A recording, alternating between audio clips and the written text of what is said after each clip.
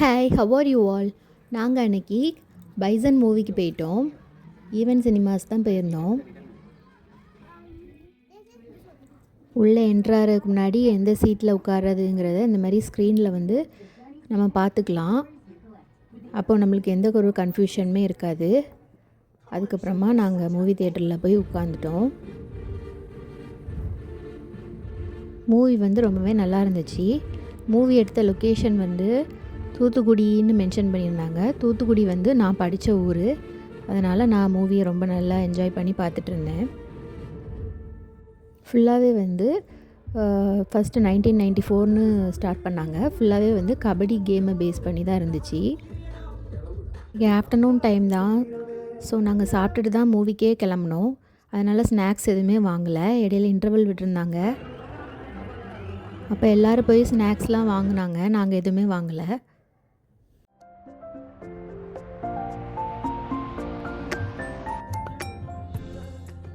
Movie முடிஞ்சதுக்கப்புறமா coffee கடையை தேடி தேடி அலைஞ்சோம். ஆனால் ஒரு காஃபி கடை கூட கிடைக்கல.